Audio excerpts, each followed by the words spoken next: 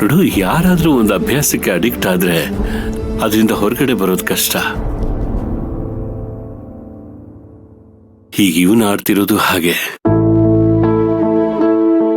ನೀನು ಅವನನ್ನ ಕುಡಿಯೋದಕ್ ಬಿಡದೆ ಬಾಟ್ಲೆಲ್ಲ ಒಡೆದಾಕಿರೋದಕ್ಕೆ ಅದರಿಂದ ಅವನು ಕೋಪ ಮಾಡ್ಕೊಂಡು ನಿನ್ ಮೇಲೆ ಕೈ ಮಾಡಕ್ ಪ್ರಯತ್ನ ಪಟ್ಟಿದ್ದೇನೆ ಹೊರತು ಬೇರೆದಕ್ಕಲ್ಲಮ್ಮ.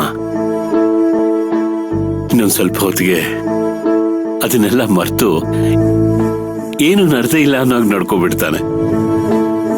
ಹಾಗಂತ ನೀನ್ ಮಾಡಿ ತಪ್ಪು ಅಂತ ನಾನು ಹೇಳ್ತಿಲ್ಲ, ನೀನು ಸರಿಯಾಗಿ ಮಾಡಿದೀಯ.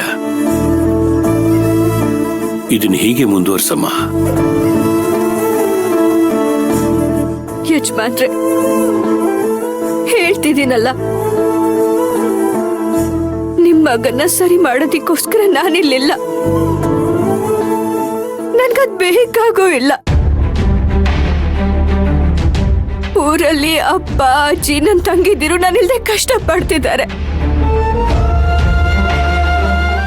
ಅದೆಲ್ಲ ನನಗ್ ಚೆನ್ನಾಗ್ ಗೊತ್ತು. ಅಪ್ಪ ನನ್ನ ಇಲ್ಲಿ ಇರು ಅಂತ ಹೇಳಿ ಹೋಗಿರ್ಬೋದು, ಆದ್ರೆ ನನ್ನನ್ನು ಬಿಟ್ಟು ಹೋಗೋದಕ್ಕೆ ಎಷ್ಟು ಕಷ್ಟಪಟ್ರು ಅಂತ ನನಗ್ ಮಾತ್ರ ಗೊತ್ತು.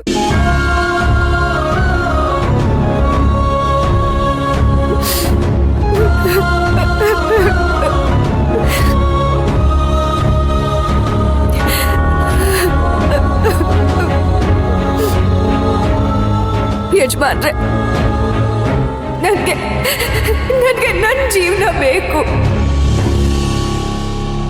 ನನ್ನ ಜೀವನ ಬೇಕು ಯಜಮಾನ್ರೆ.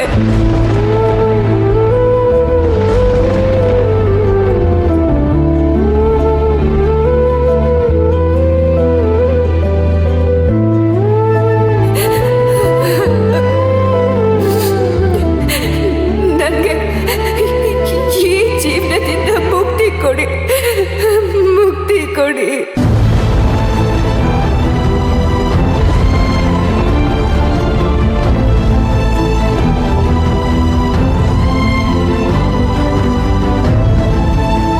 ನಾನಿಲ್ಲಿ 6 ತಿಂಗಳು ಇರ್ತೀನಿ ಅಂತ ಒಪ್ಕೊಂಡಾಗಿದ್ದ.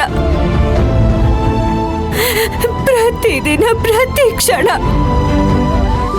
ಎಲ್ಲಾನು ಸಹಿಸ್ಕೊಂಡು ಬದುಕ್ತಾ ಇದ್ದೀನಿ.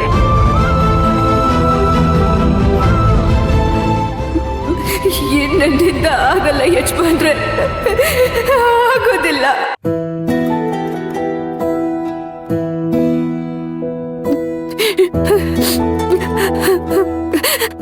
ನಿನ್ನ ನೀನ್ ಹೇಳ್ಕೊಳ್ತಿದ್ಯಮ್ಮ, ಆದ್ರೆ ನಿನ್ನ ಇಲ್ಲಿಂದ ಕಳ್ಸೋಕೆ ಸ್ವಲ್ಪನೂ ಮನ್ಸಿಲ್ಲ.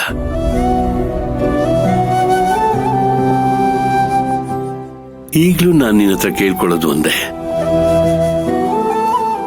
ನೀನ್ ಇಲ್ಲೇ ಇರ್ಬೇಕು ಅಂತ.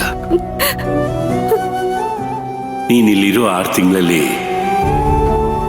ತಾರಕ್ನ ಹೊಸ ಮನುಷ್ಯನಾಗಿ ಬದಲಾಯಿಸುವಂತ ಶಕ್ತಿ ನಿನಗೆ ಮಾತ್ರ ಇರೋದು.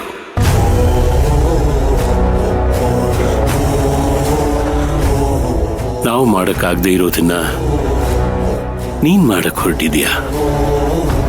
ಇದನ್ನ ಹೀಗೆ ಮುಂದುವರ್ಸು ಮಯೂರಿ.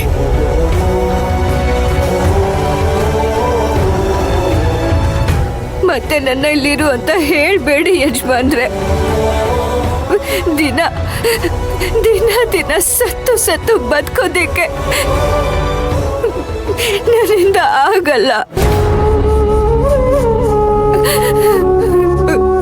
ಓಹೋ, ನೀವಿಬ್ರು ಸೇರ್ಕೊಂಡು ಅಣ್ಣನ್ ಬದಲಾಯಿಸ್ಬೇಕು ಅಂತ ಇದ್ದೀರಾ? ಈಗ್ಲೇ ಈ ವಿಷಯನ ಅಕ್ಕಂಗ್ ತಗೊಂಡೋಗಿ ಹೇಳ್ಬೇಕು.